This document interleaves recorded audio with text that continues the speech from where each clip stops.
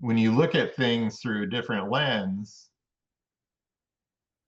you can see a little bit more than you would have seen otherwise. And for a lot of people, art is that lens. It's kind of like an intellectual lens. And whether you're an intellectual person or not doesn't matter, because you still have a brain, your eyeballs work, you can move, you may or may not be able to speak, you may or may not be able to walk, doesn't matter. You're alive. If you're alive and you can take in art, then for a moment your brain is looking through the lens of the artist and glimpsing into a different sense of our shared reality. Welcome to the Spiritual Artist Podcast. This is Chris Miller. I invite you to join me as I interview artists from a variety of disciplines. We'll share powerful stories and lessons learned while making their art.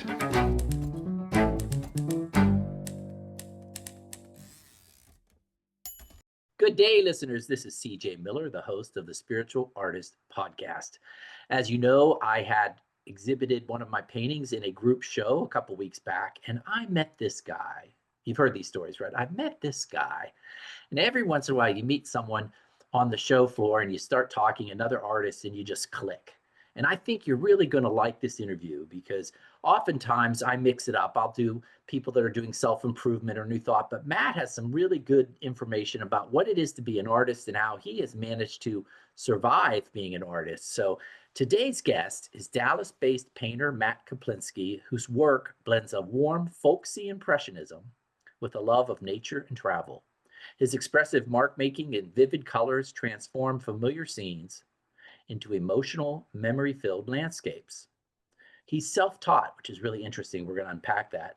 He's deeply inspired by masters like Matisse, Van Gogh, and Bonnard. He captures the spirit of place. Through imagination and experience. Join us as we explore how his journey, rooted in curiosity, gardens, and the natural world, and he's not going to run away now, continues to evolve after 3 decades. 3 decades, folks, of painting. Good morning or good afternoon, Matt. How are you? I am great. And it does seem like an eternity. Yeah, it does. Remember back in my day? Back in your day, 3 decades. And you are a full-time painter, right? Yeah. So I think this is really interesting. We're going to open this conversation, listeners, with what I talked about Matt on the show floor. And I loved hearing it from him. Oftentimes, Matt, we'll talk to gallery owners, right? And we hear from their perspective what they want from us as an artist. And so if you remember, we talked about how you have let yourself develop different, would you call them styles, brands? What would you call them? Well, exercises in artistic growth. Oh, I love that. I don't, some of the artists that I really like, and sometimes I'll reference when I speak about other artists, but I don't by any stretch want to compare myself to any other artists historically. Like Picasso, for example. He went through a number of different styles and tried out a number of different mediums. And it was all about trying to grow and make a better piece of art. And both Picasso and Matisse, in fact, I think they had a friendly relationship about not being competitive, but trying to grow as artists. And they tried different techniques and mediums just to see what they were all about. And they being the medium or they being the artists, what meant things to them, and how they express things differently. Like if I use acrylic paint in one painting, and then I try and paint something similar in oil paints, I'm going to wind up with really different images just because of the different meat. I can't paint a snail in oil paint and paint the same snail again in acrylic. It's going to look wildly different. And it's just the way my brain interprets the medium. But I think even if you find something like my cowboy, Western, impressionist sort of things, I'm selling really well. They sell really well for me right now. But sometimes I also want to go back and paint another still life of flowers, because I'm an avid gardener, and my favorite thing about gardening is getting a flower, whether it's on a iris or a rose or a tomato plant. I mean, it doesn't really matter. Just seeing that little bud open up and bloom, I love that. And a tomato bloom, a tiny little yellow flower, it can translate into a dramatic hillside, or is an old tree in a painting, or it can turn into a coffee cup full of dandelions. Or, I mean, you don't know what I'm going to paint, but that little flower can inspire a painting of something that's not that little flower. If that, the line of it, I don't know if right? I'm making a connection there. Yeah. So what you were saying is that you don't restrict yourself into one category just because it's making money at the time. You kind of follow your creative impulse. So, Well, yes, and I actually think that some of like even if a painting style is selling well for me, I can make it better. I can always improve it. I don't go, well, this sells, so I'll keep making the exact same product, but I know I can make a better product if I try. And because in art, we sometimes kind of chase perfection and never really get there. Oh, heck, where was I going with that? well, what was interesting about this is there are artists that Oh, that find a look and they just keep doing it. yeah, the doing sometimes like when I paint something that's more has more of a chunky painting, graphic quality to it, or if I'm painting one of my floral still lifes, it might give me a little insight into one little thing, a tiny thing I might change on my Westerns, and it will make a better painting there. And or like, oh, look, I found out this color next to this color looks extra good. So even though these are flowers, now I'll go over here and paint the cowboy on a horse, but I'll use those colors next to each other because they'll look extra good on the painting. And sometimes people see that, or they don't even know they notice that, but they notice it. And it's exciting to see how they all connect, even though they're not. It's sort of like I'm using this stone to sharpen my knife, but then I'm cutting Swiss cheese with my knife on this other stuff. I mean, different ways to use different things you can do with the knife, and different things you can do with the brush. I don't know. I need help trying to connect my dots. No. So what I hear though is that you keep evolving, and you're not afraid to keep evolving.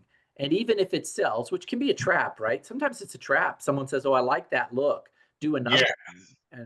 And, don't change. I mean, it is a trap because you want to, like, I pay my bills exclusively through making my art. So if something sells, I'm really interested in trying to make more of something that sells.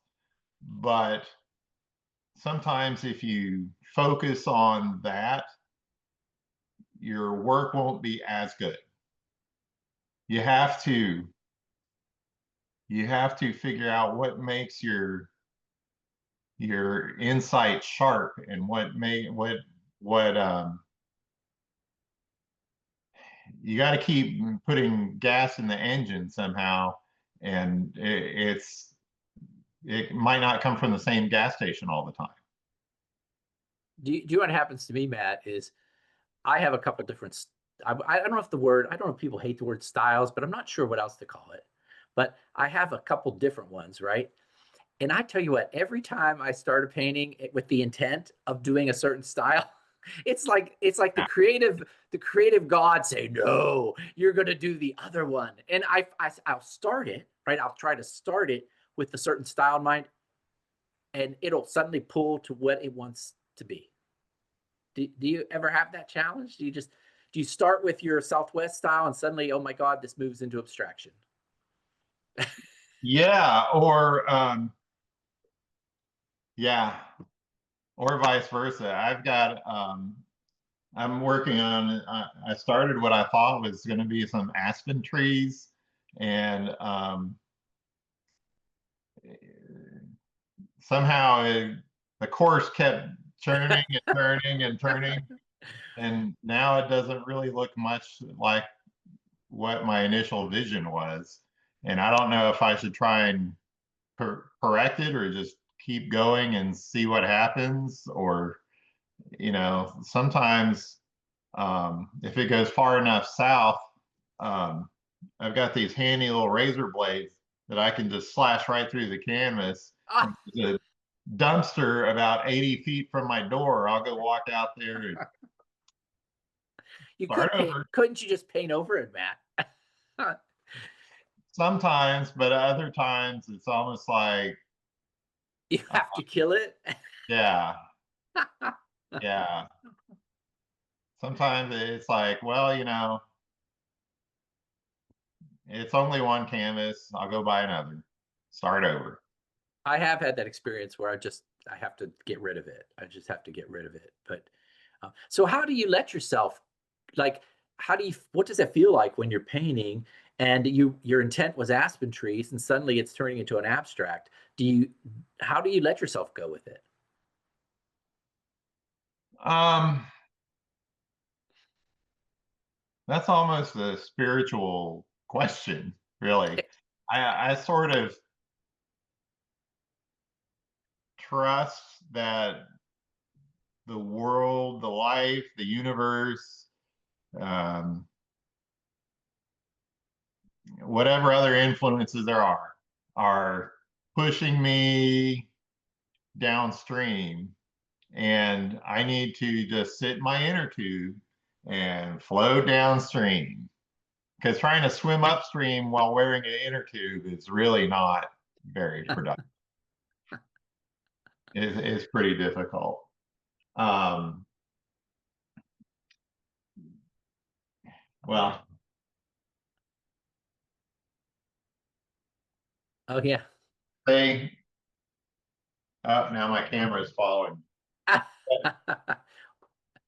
But it started out one way, and it just keeps veering off and veering off and veering off. So, I can choose to fight it, or I can think of it as a seed that I'm just going to let it grow and see what it turns into. And, there's a 1 in 3 chance I'll destroy it and throw it away.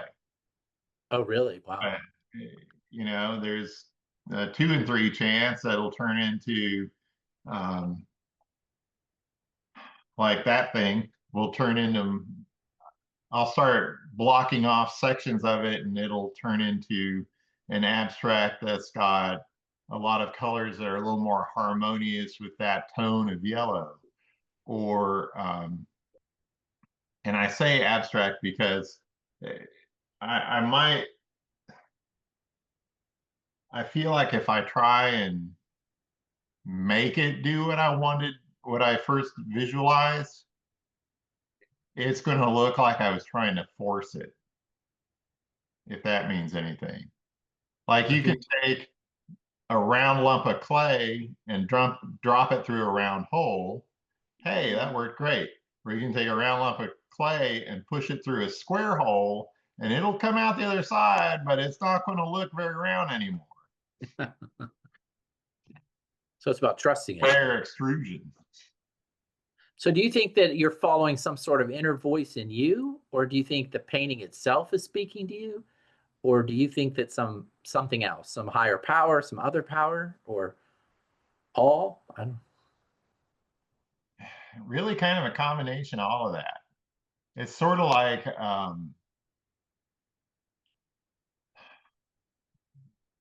this is why I'm a painter and not an author.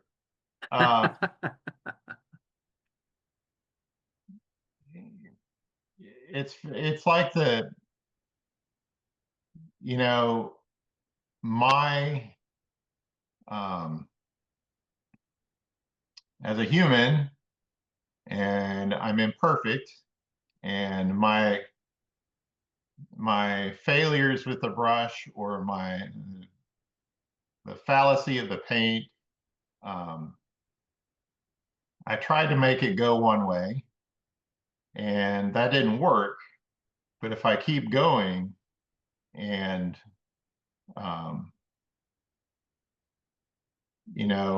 however you want to describe the little tiny threads that connect everything. You can say that it's karma or the energy of the earth, or you could say God is guiding me, or you could say I'm just living large in my imagination. I mean, however you want to describe it. I feel like there's some way that the energies around me are pushing and kind of squeezing me to the path of least resistance. If you pay attention, you can see there's a path of less resistance, not least. And a lot of times in our everyday life, we go through a path where we want to do something. And even if there's resistance, by gosh, we're going to stomp our foot and start walking that. We'll take the path of more resistance. And some people, all they want to do is walk in the more resistant path. And I'm just not that. I would rather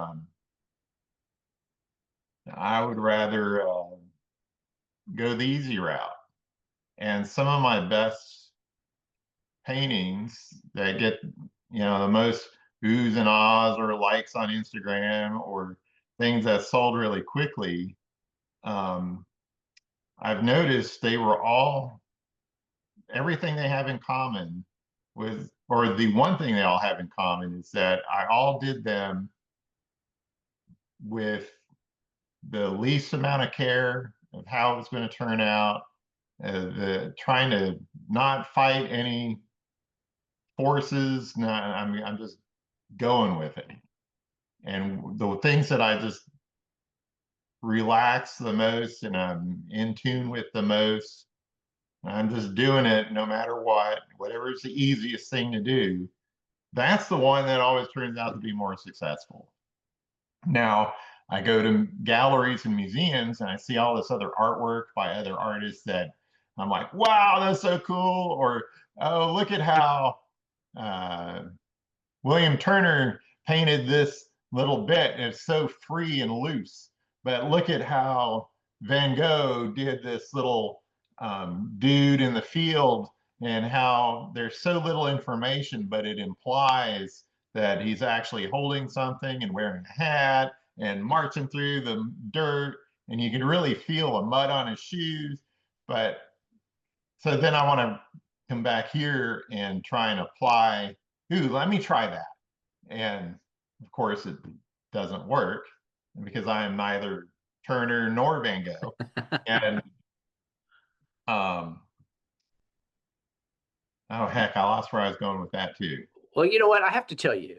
I have I to do say, this a lot. You got to. no, Matt. You know what? You said you're not very good speaker, but what you just said was so beautiful and so poetic when you talk about going toward the least, the lesser, going with the flow.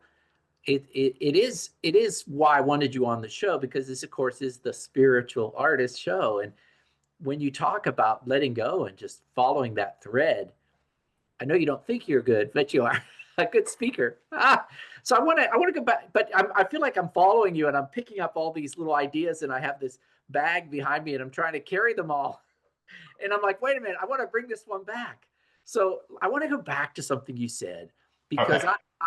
I'm about to go lead an art retreat, and it's something that I have in the syllabus teaching people, but I don't know if people really consciously, some artists don't know this, but you said you're looking at that aspen painting and then you start taking things out. And I call it adding and subtracting. Like you start subtracting things maybe that don't feel good. And then you notice that there's a new harmony, or this is what I heard, that there might be a new harmony in the painting, what's left. And it takes you in a different direction. How would you describe that, subtracting and adding? That's a pretty good way of doing it. It's kind of like,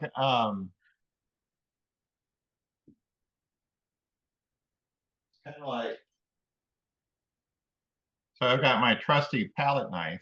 There's, Uh-huh. if you can see it there. Yeah. Um, this is my favorite size and shape, and I always check to see how flexible or not flexible it is, because it's got to be just right. I like my porridge just right. Not too hot, not too cold. Um, and this one, oddly enough, is really sharp on the edges. And it wasn't that way when I bought it. But I'll scrape off what I don't like, and I'll keep scraping, and maybe I scrape off the whole painting, or maybe I scrape off one patch, and the not scraped off part will suddenly shine brighter, and I'll go, oh, I see what I want to do here, or I see what I mean, you got to not be afraid to make changes. And somebody once said, I don't know if it was a painter or an author, somebody once said something to the effect of, you have to be willing to kill all your darlings, or something like that. Yeah. And I don't know where that came from, but it bounces around in my head. Um, um, It's I mean, you can't just go, oh, but it's almost good. I don't want to. I don't want to change it. I just want to fix it with the paint. I don't want to. I mean, you gotta be willing to. You know. I mean, I kind of almost want to scrape by. It's great. Well, I want to tell you a story. I was working on a painting this summer, and I was using my line work and then finding objects in it. And I found these wonderful shapes, like a bird and a person. And then I saw an angel. But I know this sounds so strange. I swear I saw Jesus. Well, I wanted to keep Jesus in there, right? And I started painting around it and changing it, but I wouldn't change that one area. But it wasn't working, right? It wasn't serving me. And so finally, and this is after weeks of struggling with this painting, I had to take out Jesus. I literally had to paint it into something else. It's funny you should mention that, because I actually, um, can I show you something? Can I Mhm. grab it? Look, it's right here, Yes. right here. No, I'd love to see it. That's great. It's really wild though. I really struggled with it. Okay. I was trying to paint a tree on a hill, and I wound up That's wonderful. You got your own Jesus. actually painted a blue Jesus. I call it my blue Christ.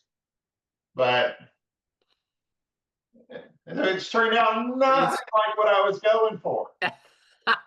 It's beautiful, but you let yourself do it, didn't you? I took the path of least resistance. I somewhere when I scraped off part of it, who painted this? Somebody in a museum had painted a landscape, and I thought, I bet I can paint that landscape, but with a little more saturation. And it wasn't working, and I started to scrape some off. I went, kind of like Jesus is in this painting. And I went, well, I'll just paint a little blue here and a little blue there. And I kept goofing with it, and I went, oh my gosh, it really does look like Jesus is in this painting. And then I finished it and stuck it up on the wall. And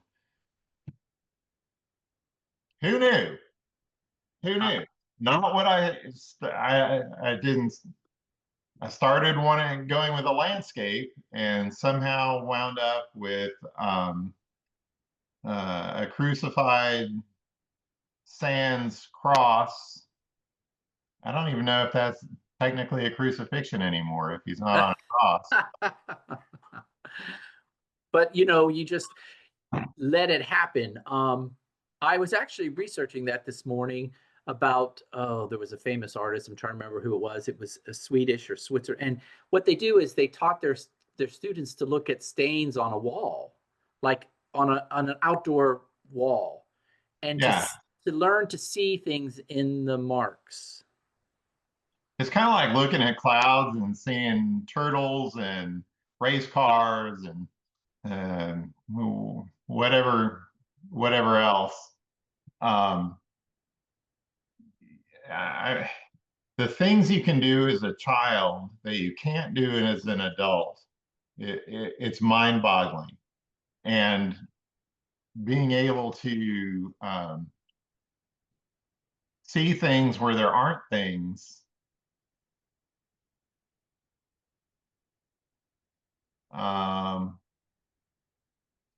anybody can do it, but sometimes as an adult you have to practice. You have to kind of practice seeing what isn't there. Well, some people are medicated because they see things that aren't there, but or sometimes the medication helps you see things. yeah, I mean it's all, you have to just kind of tune in and see what you see. And it's kind of like with your abstracts where you find this amazing assemblage of shapes, but I don't think you didn't plan to go, okay, well, I'm going to take this shape and block it in this shape, because your work doesn't look, I think if somebody just tries to paint shapes and stick them together, it would look too contrived. Mm-hmm. It doesn't have the, hey, I found this and I'll put it here. Oh, look, I found this and I'll put it here. And you're just finding things on the canvas and setting them out in some manner so that we can look at them. Right. It's like you found the fossils, but I get to go to the museum and see the fossils in the museum and have no idea of how they were found. It's just that it was there in a glass case for me to look at. Do you paint? I want to share with on the screen your website, but I know you do abstraction. Do you find that one of the styles that you do, it's easier to find things, or do you kind of use that technique in all your work, or do you pre-plan? Do you like pre-sketch your Southwest scenes? I'm curious. Um, I'm mostly finding things. Mm-hmm. Sometimes I'll make a rough sketch just to see how the light areas and dark areas balance out. Because I like I like things to have,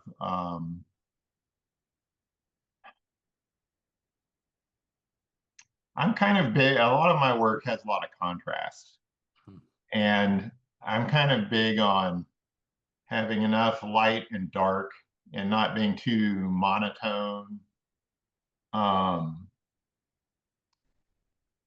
Even though I've seen some really good artwork that is pretty monochromatic, but I don't understand how to pull that off. So I don't even try. Right. Um, and I like the idea of a sunny day on a building, and then there's a shadow here and the sun's over here. And you've got the balance of your bright sky with the dark shadow that's next to the building. Or,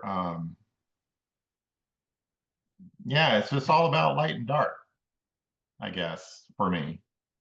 So My if there's not a balance of light and dark, and whether it's an abstract or a tree or blue Christ or um, anything. I mean, like I started this thing and then I stopped because I'm like, well, it's not going to, it won't balance out for me. So how do I balance the equation? Um, I can kind of see where I started, but then I can't figure out how I'm going to finish it.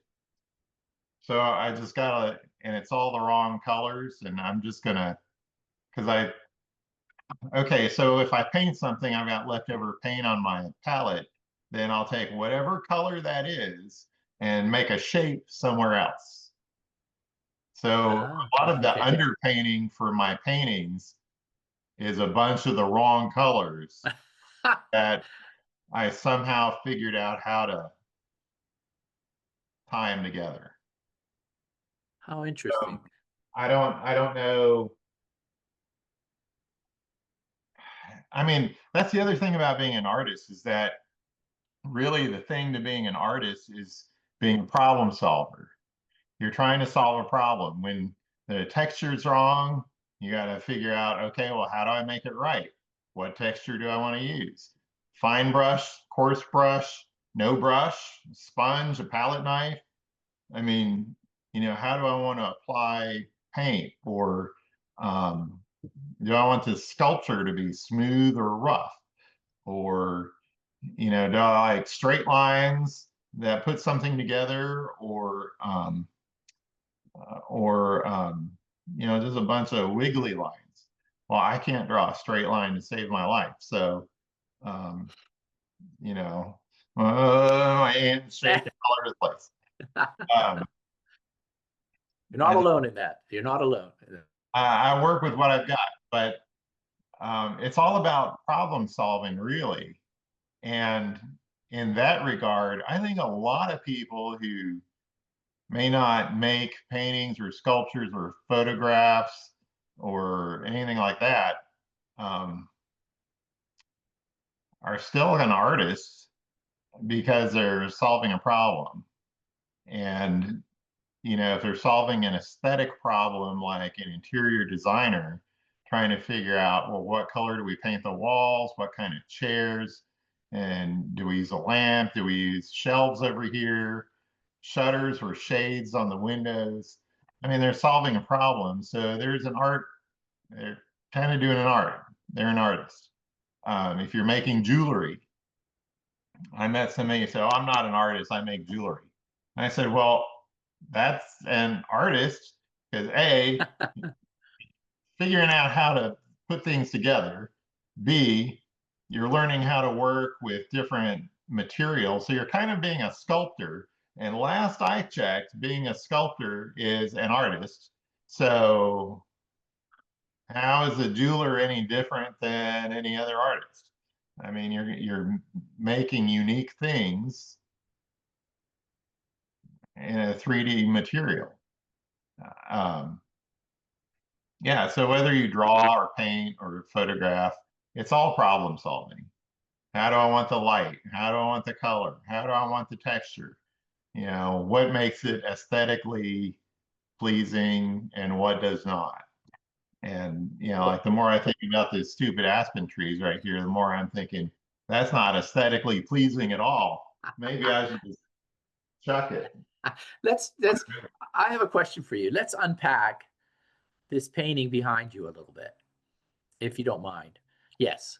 So you Okay. don't, so we can see it, we can see it very clearly. It's on canvas? Yes. Okay, and did you start with it looks like a warm base in there, but did you start with a monochromatic warm base, or how did you start it? Okay.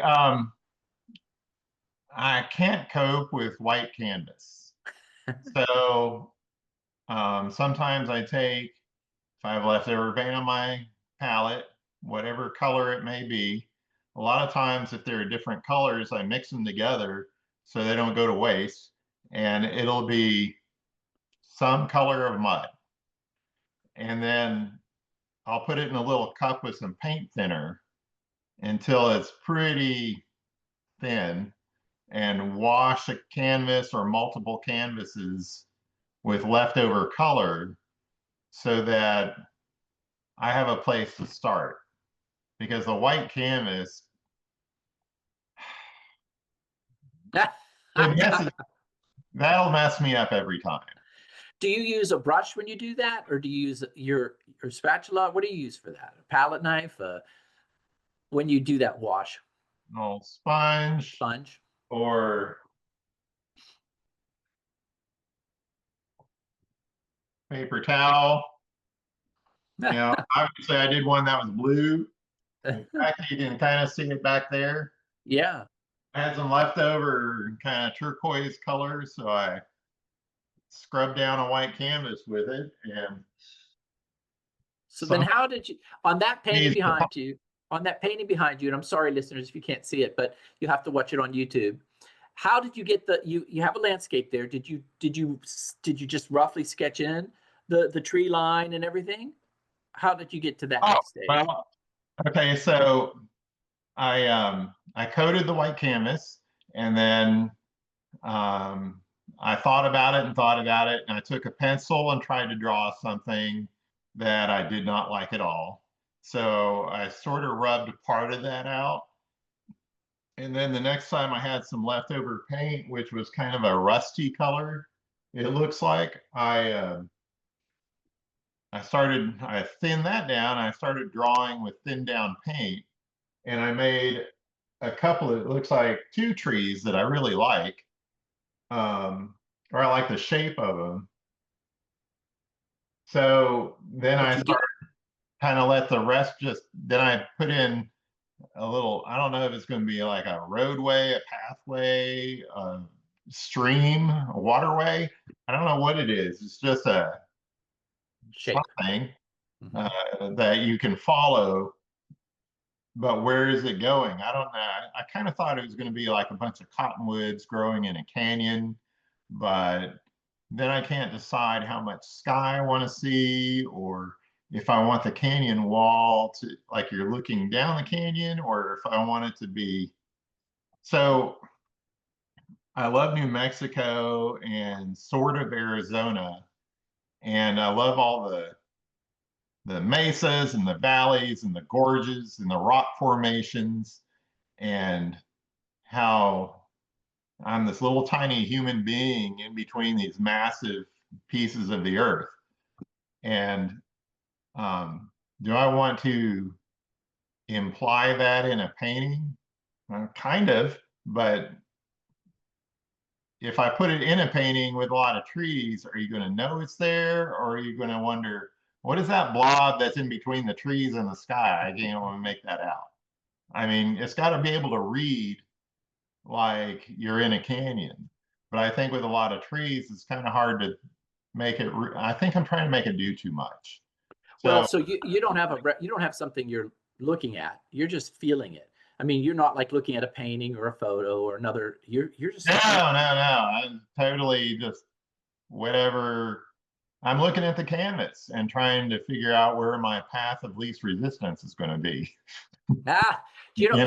So I trained with a woman named Virginia Cobb. She used to travel the country teaching, and she lived in New Mexico, and she did a lot of canyons. And you know how she started? she would get dried pigment, either charcoal or a colored pigment. She'd go outside and lay it on the ground, and she'd take that pigment and put it on the canvas, and then she'd splash water on it.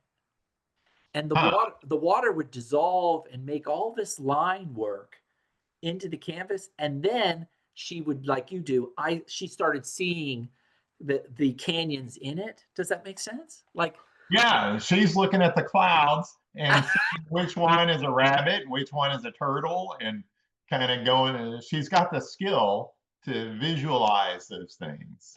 yeah, and sometimes she'd use a squeegee, and she would even drag in a horizontal direction to kind of make it feel like a butte, or like a stepping butte. Yeah. And she did beautiful work, and then she evolved into abstract. But she started with that. Huh. And I was wondering, with your painting behind you, if you had ever just thrown down marks or texture or brayers and then found something. But it sounds like you're actually seeing it and drawing it in your mind's eye, kind of. Yes, sort of. Sometimes there's very subtle differences in whatever I put on the canvas that makes it a little blotchy, and because it's not exactly even, like I don't know what comes out exactly even. So I mean, it's not a perfect sheet of color, and so I kind of start to visualize, is this lumpy area foliage on a tree? Are they lilies? Are they a structure? Or is it a field? And maybe I'm envisioning some fence posts along one side. Or is it terrain? And maybe I need to put like a horse and a rider. Sometimes that's why I really like painting these Western things, because sometimes I have no clue what to do. So instead of trying to figure anything out, I'll just put a little person on a horse. They're beautiful. And then imagine the environment around them. Like recently I sold, there was a person riding a horse on a pathway through some aspen trees that sold.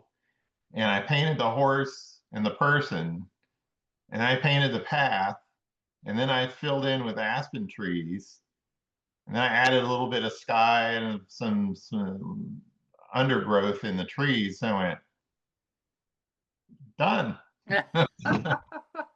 Let me do this. I want to share the screen because I see a picture there, and I want to see if that's the one you're talking about. And I love to show this to people because your artwork each style is really beautiful.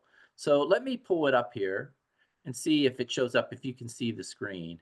Do you see it? Yeah. I need to So update my was website. this one the one you're talking about, the guy on the horse, or just No. no? Although that's not the one I'm talking about, but that is an example of, like there's one that I didn't put anybody on a horse, and I kind of wish I had, and I might go back and see if I can fit one in. This one in the middle, this one? Yeah. Yeah. I mean, I grew up with horses in my life as a child, so watching people ride around on a horse was kind of a normal thing. And usually someone riding the horse is riding away from me because I was usually on the horse and back. I mean, that's this one, they're all so beautiful. And listeners, you can go to his website, mattkaplinsky.com, and check out his work. But this one here, this daily drive, the way you've colored this cattle and the way it almost looks abstracted, because you look at it, it's beautiful. I was trying not to that was one of those things where I didn't want to put too much information into each spot so that you would see a cow or think you were looking at, well, that must be a cow, and not really have like a lot of exact details. Like a couple of them look blue, Yeah, look at that. but a lot of black animals look blue or dark brown or dark red anyway. And So even this, Matt, these little shapes down here, do you see where I'm pointing? Can you see that or no? yeah. It almost feels like other cows, like hidden in the brush. It's really beautiful. Oh, and if people ask me, is this a dot dot dot? I'll just say yes. Whatever Of you course. see. Whatever you see is what. Let me ask you this. This is a big question artists ask me when they're coming to learn painting. Is it okay to paint straight out of a tube, or does everything have to be mixed? And of course, I'll tell you my answer before you answer. My answer is whatever you want to do. But how do you feel about that?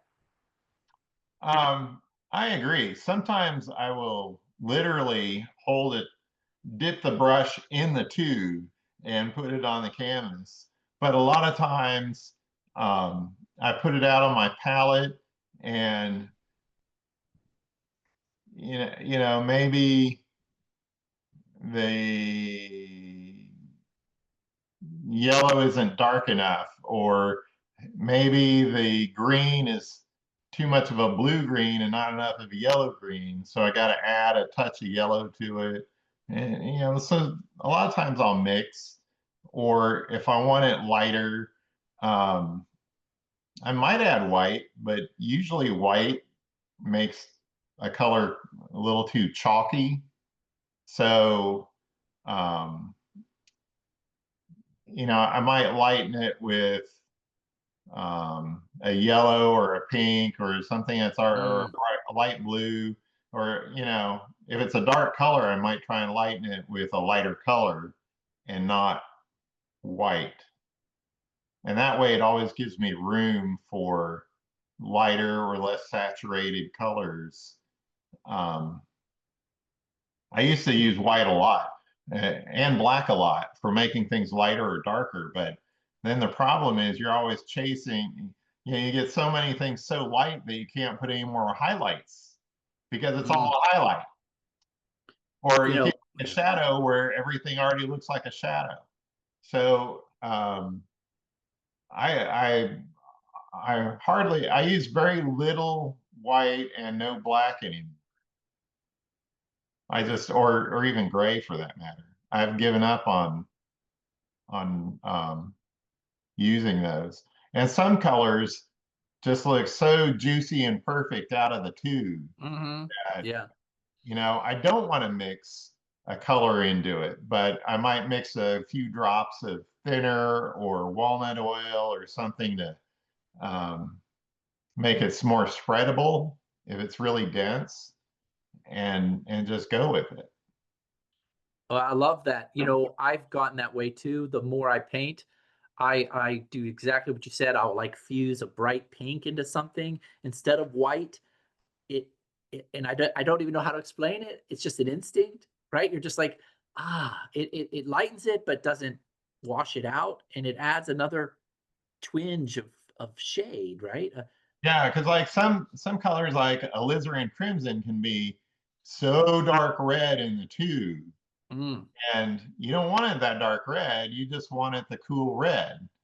And so, maybe you add um, a little touch of vermilion to brighten it up, or maybe radiant um Gamblin makes some oil paints that are radiant color, radiant blue, radiant red, Yeah. radiant yellow, and those are great colors on their own, but they're also great for lightening other colors without losing any.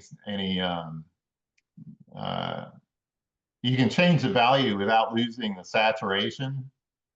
So, but that's just me talking about oil paints. There are plenty of good oil paints and acrylics and whatever you like to use. Um, I usually don't use watercolors because everything I've ever tried in a watercolor looks like a disaster. So, um, yeah, I'm pretty much 99.9% oil paint only. Let's talk about this. This is the painting that you had at the show. You still have it there, I believe. Let's see. Oops, it's not there. Okay, let's go back. Oh, yeah, here it is. All right. This flower arrangement. Let's see if you have it inside. Oh yeah, I gotta figure out how to make this a little more segmented because that particular miscellaneous link goes to like 300 images. And there's your Jesus. There's your blue Yeah, Jesus. I don't know if that. Well, let's go back to. Let's go back to the front though, that because you can see it pretty good. This flower arrangement right here, just stunning. And we talked about this at the show. The wallpaper is so wonderful. And listeners, I don't know if you can't see this, but the way you had the edges of this wallpaper, it almost feels like it's like that velvet wallpaper, at old Victorian homes where the wallpaper actually had like texture. yeah. It's just I tried not to make any clean lines. I just let the paint go. I use a small brush and just let it be kind of sloppy on the canvas. And I can't draw I don't have a very steady hand, which in this case really worked to my advantage. It's all the small irregularities that if I look at it, if I put on my blinders and I look at it real close, I'm like, oh, I totally screwed that up. Or this shape's not the same size and shape as the one next to it. But that's okay because I'm not trying to make it look like a computer printout. I mean, No. from a distance, everything is full of irregularities. Um, I mean, a tree may look like a round ball of leaves on a stick from a distance, or a triangular greenery on a stick from a distance. But when you get up close to it, it's millions of little fragments going all different directions. And sometimes you got to let yourself make millions of little fragments and Mm. and just think, well, that's okay. Um, when I try and be more precise is when I get my bold brush work that's next to the flowers or the Oh yeah. abstraction. Mhm. If I'm trying real hard with the abstraction, um, I mean, I kind of like how those turn out, but at the same time, um, that's probably the hardest thing for me to do. Oh, is it? I mean, because I'm trying to draw slowly and color in slowly and think about what I'm doing. Um, it's a little bit intuitive, but you know, it's a lot easier for me to draw flowers than it is to do an abstract. Even Well, though it's I like, and this goes back to, I a lot of my work has some degree of contrast to it, and being able to use dark colors with whites or right next to each other makes it gives it the contrast that I feel like I need, but I'm also able to make a picture or a painting or show you something. I'm going to show this last category. So what you were saying is you do find galleries that will represent you for different styles. So you might have a gallery that likes this bold brushwork and then one that likes the Southwest. Is that what I'm Well, hearing? yeah, exactly. Because, you know, um, different galleries have different client bases and they might have different needs. And, you know, um, maybe they like Westerns, but they prefer cactus and boots, whereas another one might like a cowboy on a horse in a landscape, only painted differently. um, this is, I mean, like with these sunflowers, I love sunflowers and I can Right. do lots of that. But I like, um, I feel when I do that style, I feel more like I'm building something. And there's a sense of construction. And even though it may be, plus to me, it also feels a little more whimsical, Mm. I guess. So, if I'm taking myself much less seriously, um, I do that. I think they're wonderful. So we're running out of time, and it's been so great talking to you though, because um we relate on both levels. I don't know if you realize how much I don't know if you realize how much you get the spiritual side of it when you talk about tapping in, but then also just the mechanical side. I love your Oh, work. you should see all the stuff when I get an idea, sometimes I write it on my wall. So my wall has like all these different things. And one thing I see a lot is that I tried to do a diagram for somebody, and art is a lens that you can look at things which might be religion in some aspect, which you look through that to more of a greater spiritual universe. So, and this goes into like, I don't want to jump into a big theological thing, but um, Please it do. is Yeah. interesting how um, there are a lot of religions on planet Earth, and nearly all of them kind of look in the same direction. So, you know, what does that tell you? Yeah. That's, you know, maybe a different discussion for a different day. So you said, I want to go back to something you just said there, though. You said something about you when you look at something, whether it's religious or flowers or horseback riders, then behind it is what, a spiritual essence to it, or Well, ultimately, yeah. I mean, what you're looking through, art is kind of a lens, but not a transparent lens like glasses or contacts. Uh, it's more of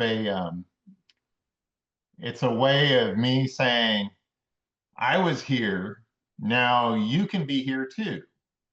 And I can share this place or this experience with you, but you might look through this lens and see something a little differently.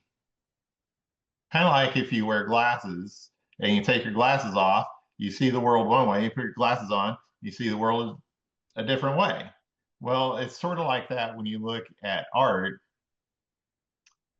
and you're looking at someone else's. Most artists have, um, I'm not sure I've met any artists that don't have some sort of um, spiritual component, um, whether they want to say it or not. They're always looking at the world and thinking about life, the universe, a bigger picture. And some artists are real hippy dippy about it, and other artists are super serious and buttoned up, and which is probably me most of the time. no? No, it's not. I'm all that. Everybody says I frown. I've got like permanent frown lines, so trying to thin them out. Yeah, But yeah. um, the, there is more to the universe than we can readily perceive, and we discover new things all the time because of it. And we will always discover new stuff, whether it's about the universe or pharmacology or mechanics or AI or whatever you want. Name anything. We're constantly discovering new stuff about it because when you look at things through a different lens, you can see a little bit more than you would have seen otherwise. And for a lot of people, art is that lens. It's kind of like an intellectual lens. And whether you're an intellectual person or not doesn't matter because you still have a brain, your eyeballs work, you can move, you may or may not be able to speak, you may or may not be able to walk, doesn't matter. You're alive.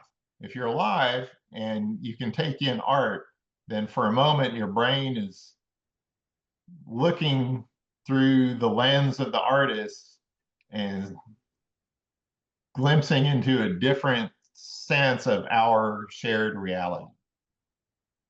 Does that make sense? Or am I just getting way too far? No, it's wonderful. Yeah, it sounds like Thank you. way too far afield. No, it's not far field. It's right in the field. It's right dead center in the field. But I think there is like this big spiritual cloud that we all connect to or draw from just in different ways. And, you know, you need to be careful not to I don't want to say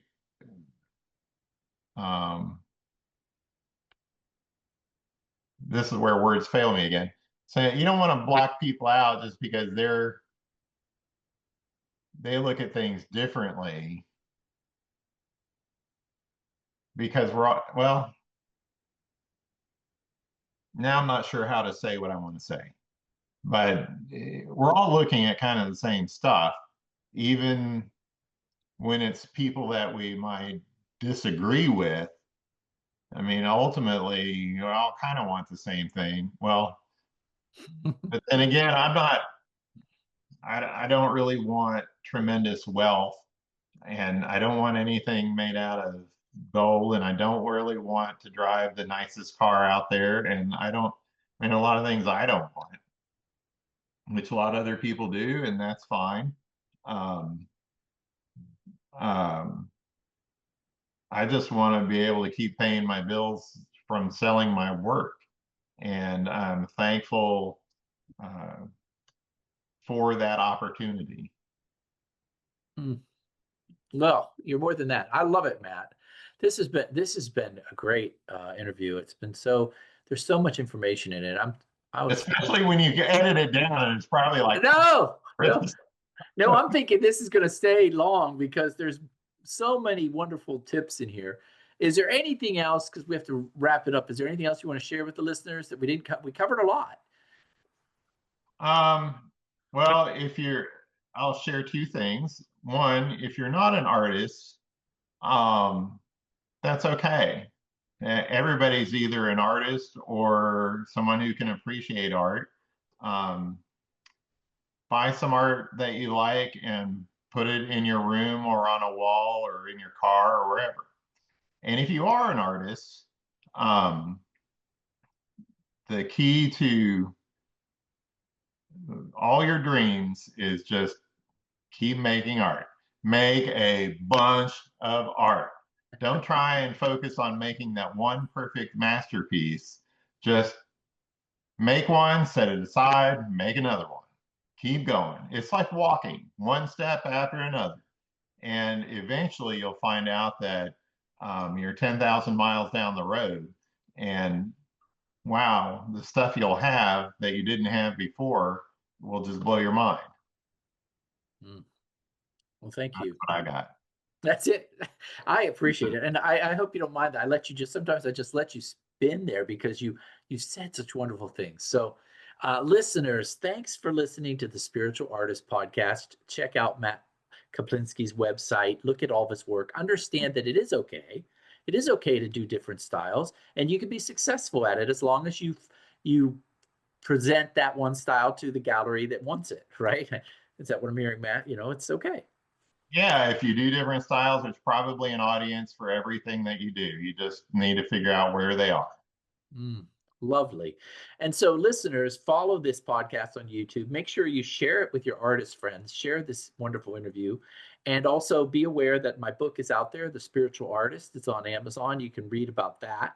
And you can also read my new book called Spiritual Parable, which is about how to get into that place of contemplation before you make art.